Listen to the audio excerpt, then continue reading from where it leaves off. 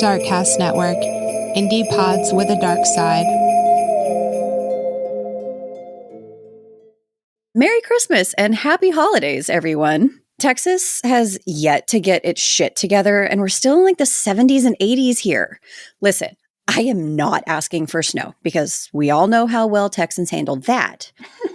But like a legitimate reason for me to wear my warmer clothes once every 10 months, that should be doable, right? Well. It really is a wonderful time of year, though, despite all of the chaos of shopping and cooking and cleaning and the damn elf. If you know, you know. Someone save me. You know, we have an elf, and we did not take it out this year, and I haven't heard a peep about it. I don't know why nobody has mentioned it. But as long as nobody says anything, the elf is not coming out. I'm so jealous. I can't even begin to tell you. Yeah, man, like at least a few days ago, it was really dark and overcast and rainy and cooler. So that was something. But now it's just hot and humid again. So it would really be great if we could get some sort of happy in between. Just a little bit. I mean, it's either feast or famine here. It's either, 100 and something degrees or it's Ice-mageddon where the world is falling apart here. Like it's either or. It's not okay. The joys of living here. Yeah, I'm also not prepared for Christmas. I think I still have to go get all the stocking stuffers. My kids still have presents that are arriving from Amazon in the next few days. Nothing is wrapped.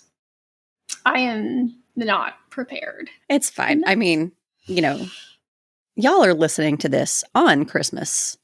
Yeah, it's true. Possibly. Maybe. Yeah. Depending, But this is at least a week in advance for us to sit down and get our lives together to get this all figured out. A whole 7 days to get my shit together. You can do it. I have faith. So, yay! Yay, Christmas! Merry Christmas! I hope everybody that listens to this is having a much more enjoyable holiday break than I will be. Yeah.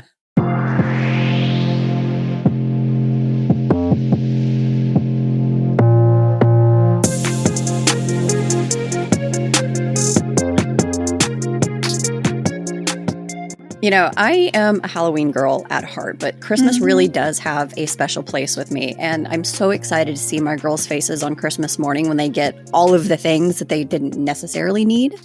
Mm-hmm. But, that night we'll have a nice family dinner together, just the four of us, and relax. And I mean, that sounds amazing, right? Yeah, it does. Well, we took to Reddit to find some people's hilarious Christmas stories to make us even more appreciative of our typical shenanigans. And if any of the following reminds you of your own holiday shenanigans, let us know. But before we dive in, here's our riddle for the day.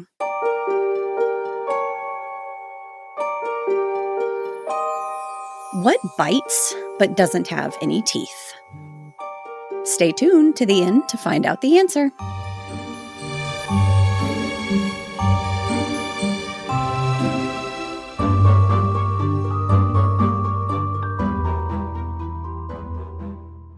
We're going to start off with a little bit of a more wholesome story. Last year, I impulse bought a pack of canvases that were on sale at an art store. I love to paint, so I bought them while shopping for supplies to make Christmas presents for my family.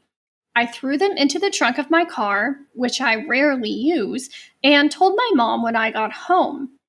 She was upset and said that I could have told her I wanted canvases so she'd have something else to wrap for me. I like the pleasure of just unwrapping something on Christmas. I understand that. Mm-hmm. It is the most fun part. I shrugged and told her she could wrap the ones in my car since I'd probably forget about them anyway. So she did. I forgot completely about them, and on Christmas, there was a heavy present that said, "To Kipsy from Santa." I assumed that meant it was a big ticket present, as there was always one, and this one was heavy. And of course, despite being 22, I still assumed heavy meant expensive. Don't we all? The look on my face as I unwrapped the canvases and slowly remembered their existence was priceless. I remember my mom laughing so hard she could barely breathe. My dad and my sister were confused. That doesn't surprise me either. It was probably my favorite present of the year, just because of the way it made my mom laugh. I live for that kind of thing. One of my favorite Christmas memories, and I've been urging my mom to do it again this year. That's really So cute. cute. I legit have done this for one of my children before, like begged for a toy in the store, got home, I hid it. Mhm. Everybody forgot about it. And then I found it and wrapped it at Christmas. And it was like, yay. Oh, yeah. Look what I got a long time ago and then completely forgot about. I'm trying to remember. I don't think anything like that has happened. Probably because I get stuff so last minute. I don't have time to forget about it. See, I start shopping in like June or July, and like Yeah. my closet becomes Narnia after a while. And so like once a year when I finally clean out my closet, I can start finding all this shit. I'm like, oh, that's right. Oh, yeah. It's like a treasure trove. Kind of is. I mean, I wish most of it was for me, but that's not the case, you know. True. No, never That's is. fine. That's fine. Okay, the next one is definitely less wholesome, but hilarious nonetheless. My friend had an ugly Christmas sweater party on December 23rd a couple of years back. I couldn't find a sweater terrible enough, so I decided to go with this cheap Santa costume I found. Throughout the night, I got progressively more drunk, as is expected. After a bit, it became sadly apparent that I was on my second to last beer. I went to retrieve my last beer from my coat pocket, but it was gone. After frantically searching around the bed I left my coat on, I walked back mournfully to the living room. That's when I saw it. It was in my friend's hand. That rat fucking bastard. So I did what any normal person would do. I started screaming in his face, calling him out on every problem I've ever had with him. I then proceeded to follow the expected pattern of behavior of a normal person and try to fight him. Keep in mind, I'm dressed as Santa Claus during all of this. Being quick thinkers, my friends grabbed me and locked me in a bedroom for the night.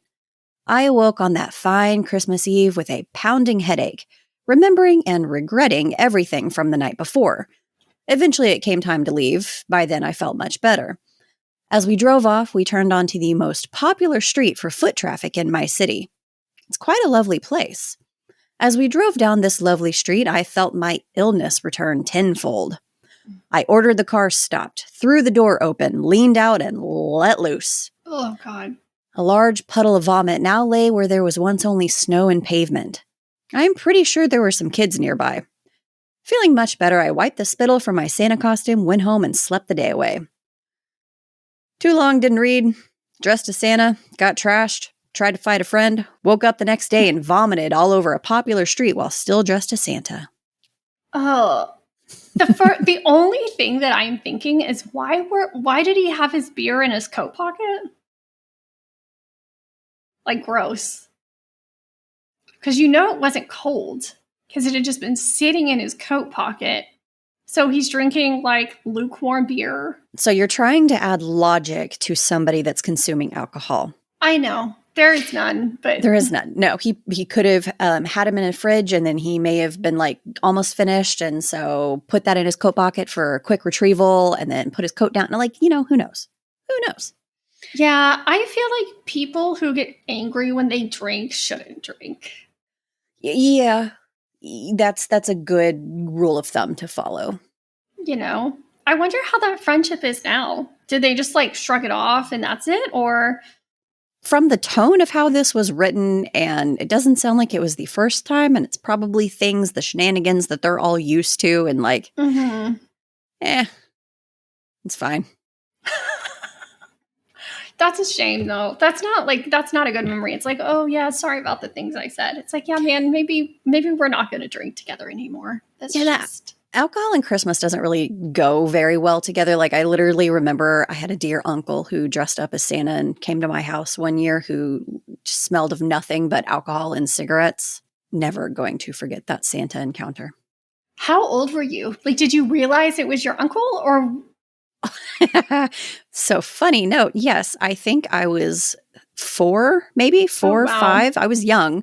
Mm-hmm. And as soon as he stumbled out of the house, I went to my mom and I asked, why was Uncle Ed dressed as Santa? Like, damn it. Like, oh, okay. That's cute. Corey had a family member that dressed up like Santa too. Sometimes, or they'd put like boot prints in the snow to make it look like Santa was there. Like when they would go to like New Mexico and stuff for Christmas. The Nobody places ever that did actually anything like snow. that for Yeah. me. No. Yeah, where you can do that kind of thing. Nope, I never got that kind of stuff. So I hope this guy's okay and maybe laid off the alcohol. That's Hopefully. that's all. Hopefully I'm saying. didn't scar any children too badly. Okay. The next one is short, and of course, what's a little family chaos without some poop? Oh. Dog had a seizure and then pooped in the middle of the Christmas morning presents routine. All 10 of us sat around just watching it and yelling for someone to do something. When finally my brother-in-law got a piece of wrapping paper to catch the poop before it hit the floor. Poor dog. He was so overwhelmed by the joy of the wrapping paper. I would have been out of that room so freaking fast. I can't. I cannot do it. And I'm sure that I would have been making everybody else just laugh even harder as I gagged running out of the room. Like, there's no. Like, I can do blood and gore and like injuries, like the kids hurt themselves and I'm like right there. I can get them bandaged up and cleaned up, no problem. But the first sight of any excrement or vomit, and I nope my ass out of there. Really? I cannot do it. Oh, see, poop doesn't bother me. Vomit, no, I can't even look at it. Poop is whatever. Yeah. No. How did you handle changing diapers all those years then?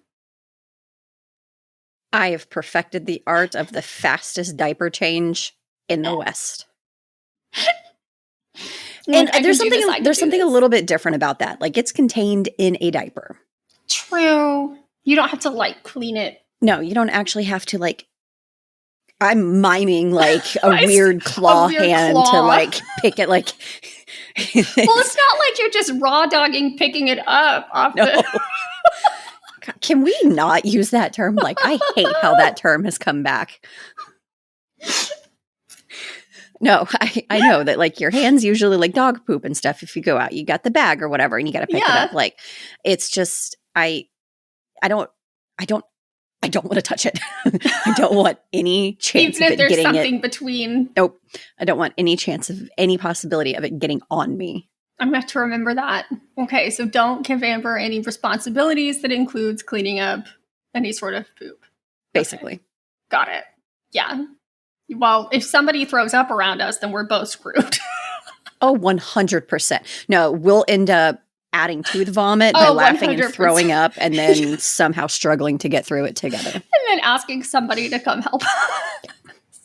Yeah, I'll be on the phone with somebody in between gagging and crying, come help. Okay, man. Is it hot in here?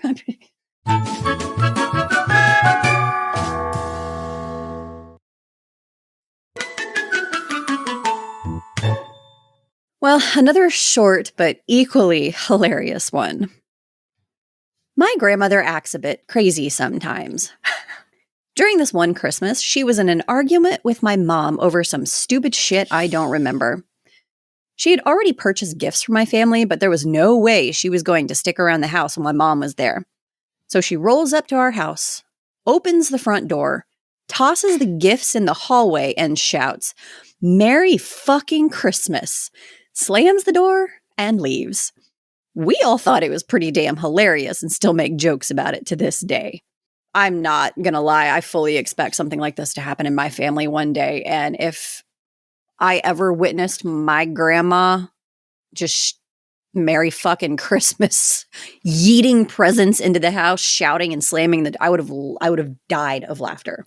Well, I mean, at least she had the courtesy to open the door and put them inside. I mean, if she really didn't want to deal with her, she could have just left them on the porch. Exactly. Knocked and left, you know? She made her presence known.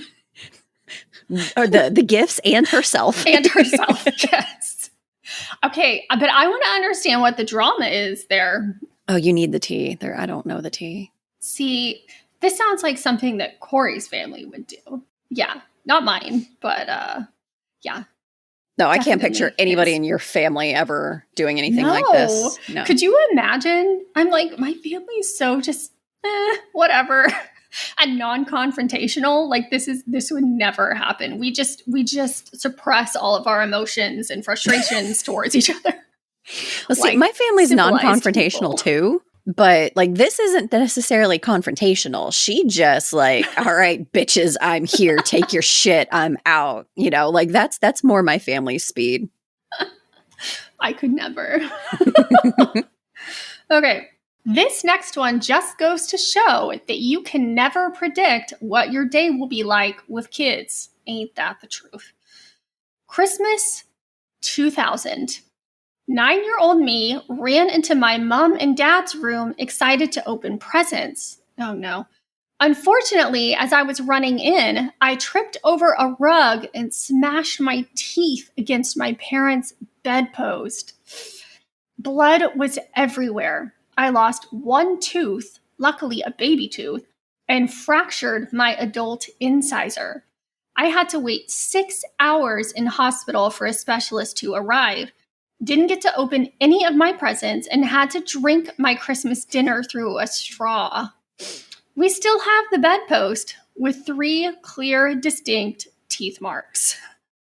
Oh no. With how crazy my life had been growing up, I'm real shocked nothing like that ever happened to me and my family. Especially since I am wholly capable of tripping over thin air, running into door frames, and all of the things. Yeah, I would definitely be the kid who broke their tooth on a bedpost as well, because I was the one who, you know, even though I lived in the house my entire life, would constantly take the corner too soon and just like run into the corner of the wall.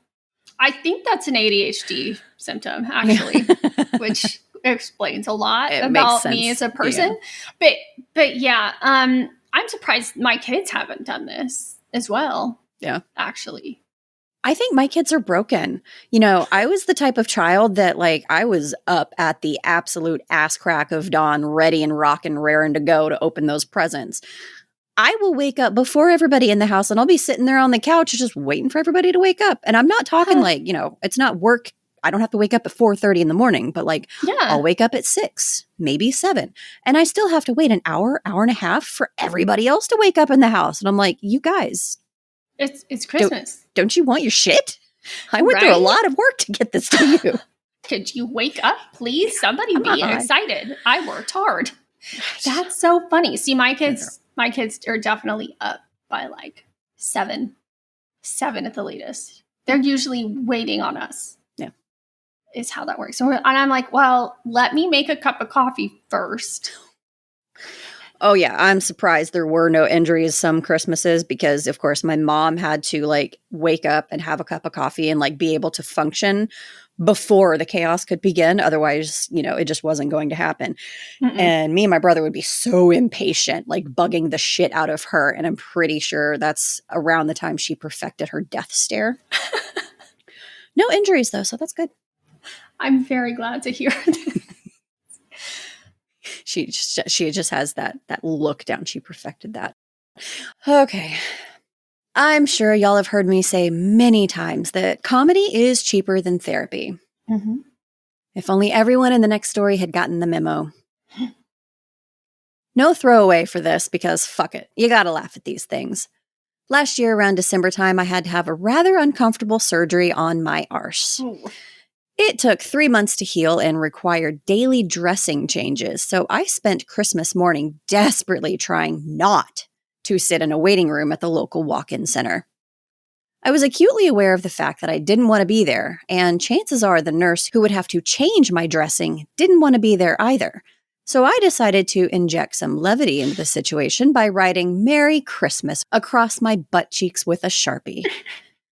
Turns out, my arse is not that big, however, so I had to make it Merry Xmas. And since I was doing it with a mirror before leaving, it ended up looking more like random squigglies than Christmas cheer. In the end, I got a trainee nurse who it turns out had no sense of humor, nor any idea how to change the dressing. I had to lie face down with my Christmas arse on display for 20 minutes while she worked out how to, roughly, pull a ribbon out of my buttock, and then another 10 minutes while she found someone else to put a new one in. Oh, that sounds highly uncomfortable. It reminds me when I got the brown recluse, the spider bite Ooh, that yeah. they had to pack. They had to do all that packing and stuff. That reminds me of that. At least it was on my leg and not on my ass. But honestly, honest to God, this is something that I would totally do.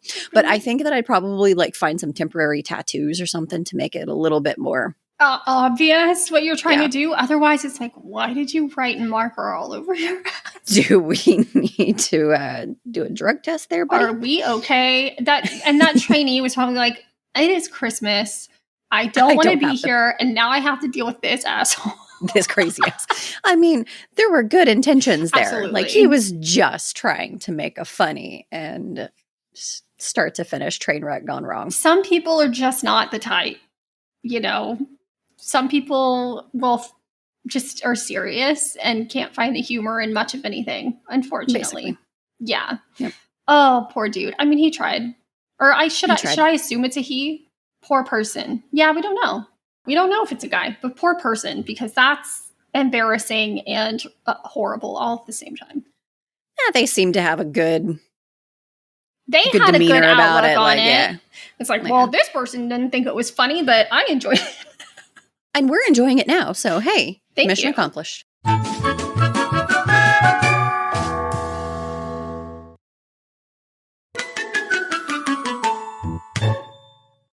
To wrap up our last What the Fuck Wednesday of 2024, we're going to share some dumbest family fights. Here we go. My family once got into a 2-month-long argument over whether Ross and Rachel were on a break.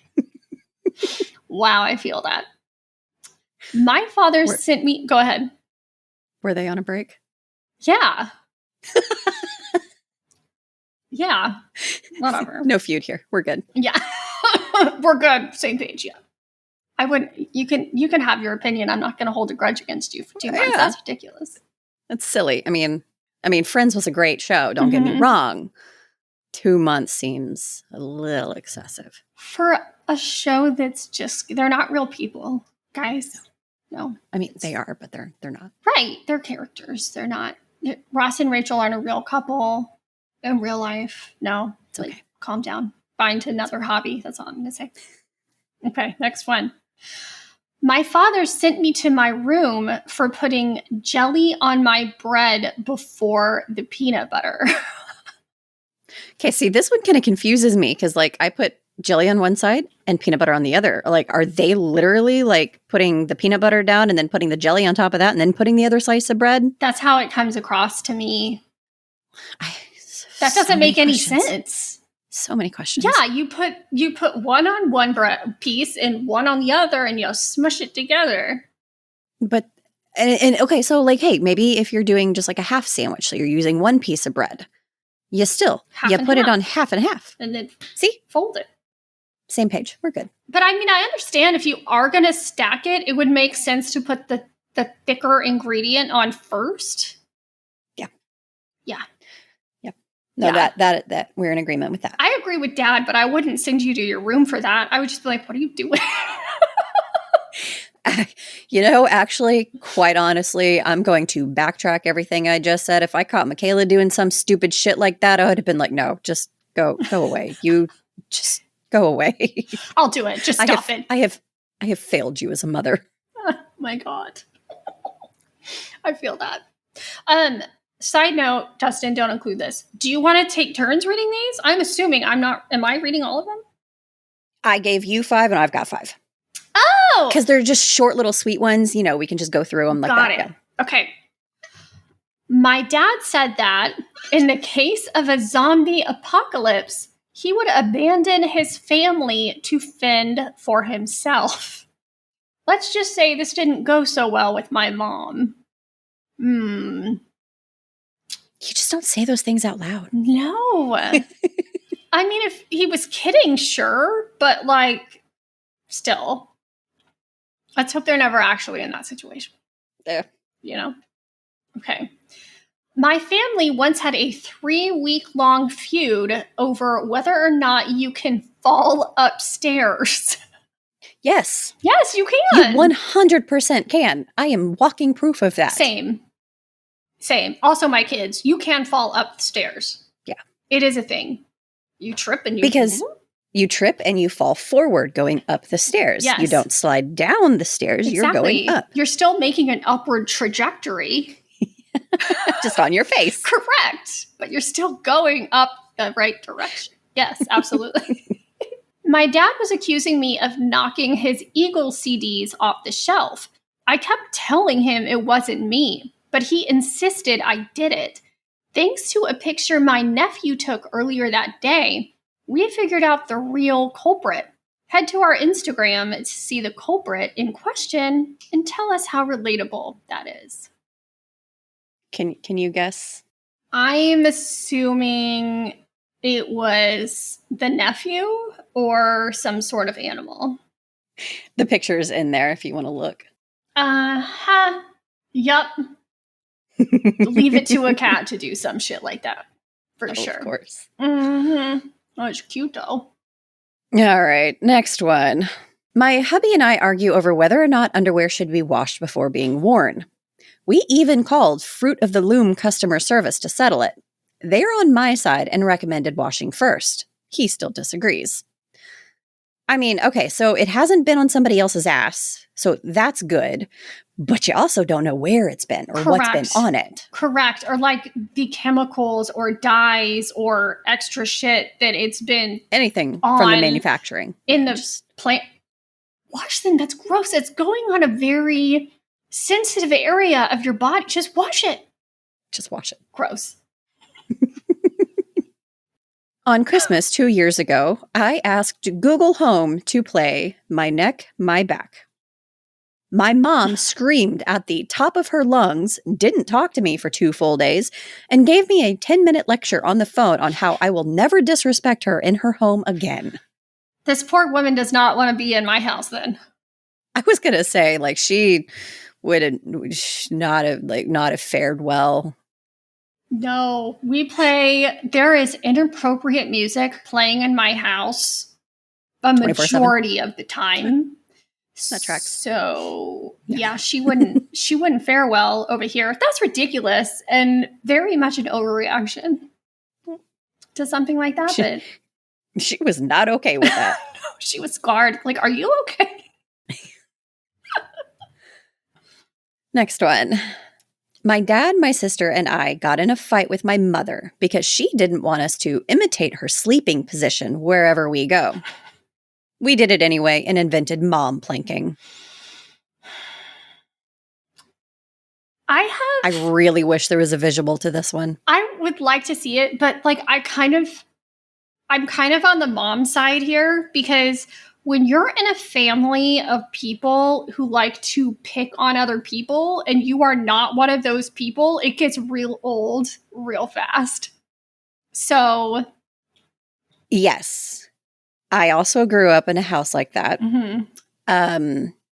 You know, the bear pokers. Mm-hmm. And I had to learn very quickly that the more you got upset about it, the more they wanted to do it. Absolutely. So I had to train myself to just laugh along with it and go along with it, and then it stops. Yeah, I've learned that as well. So now it's like, okay, you're annoying me, but I'm not going to say anything about it because then you're just going to use it as ammunition to keep doing it. Just like I tell my kids, I'm like, stop reacting to it, and they'll stop doing it. They'll get bored and leave you alone. They'll move on. Correct. Yep. Just do that, Mom. You'll be fine. And next one. My sister once screamed at me for an entire car ride because I was looking out her window. To this day, my whole family will randomly yell, "Don't look out my window," at each other. Hard relate. Oh, really? Oh, yeah. Hard. My kids. Oh, my God. Oh. Why are you? Stop looking at me. I'm looking out your window. Well, don't look out my window. Look out your own window. All the time. All the time. All the time. Oh, God. Okay. Yeah. I'm like, really, guys? They can look out whatever the fuck window they want to. You don't own that window. They're not hurting you. I'd be the asshole to put up a sheet in between them. Well, this is why they can't sit in the same row anymore.